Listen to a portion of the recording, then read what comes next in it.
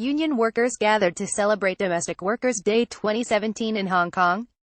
IDWF Flickr. CC by NCND 2.0. When Popo passed away last year, I was sad.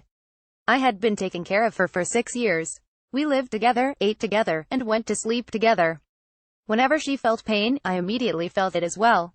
Popo often screamed and moaned all night, making it difficult for me to fall asleep. I was unable to compensate for these hours of lost sleep during the day. She couldn't walk and I needed to lift her up to help her use the toilet. I took care of Popo as if she was family. While working for my second employer in Hong Kong, I realized that in order to properly care for someone, I needed to imagine that I was caring for my own parents and treat them from the heart. At the time, I was taking care of an elderly man and felt embarrassed when he needed me to bathe him. As soon as I started treating him as though he was my own father, the embarrassment went away. Care work required us to work with love. I am from Thailand and I have been working as a migrant domestic worker for 26 years. I was a factory worker in Thailand, but did not make enough money to support my family of 3 daughters. I came to Hong Kong to work as a domestic worker with the hopes for a better income. However, the work was not what I imagined it to be. Whereas I previously worked for 8 hours a day in the factory, domestic work involved much longer, unregulated working hours.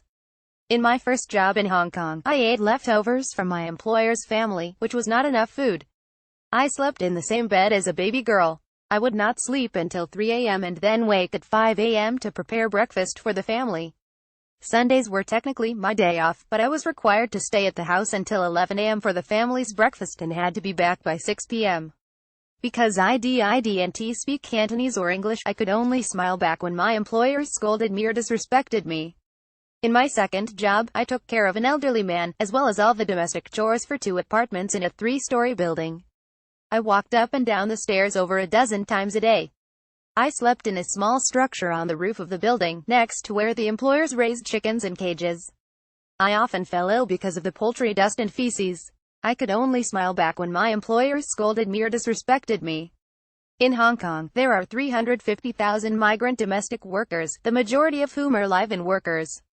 There are also around 50,000 local domestic workers who mainly do part-time work in multiple households. Local domestic workers do not work long hours for individual employers, but work at an intense pace because their wages are calculated at an hourly rate. We chase after the clock to work. A work which should take 7 days to finish, we finish it in 3 hours. We forget ourselves while we work. We chase after the high demand of employers. Not until you finish the work back home to rest, you feel all the pains and tiredness, said my friend Bobo Pio Lai Wan, a local domestic worker.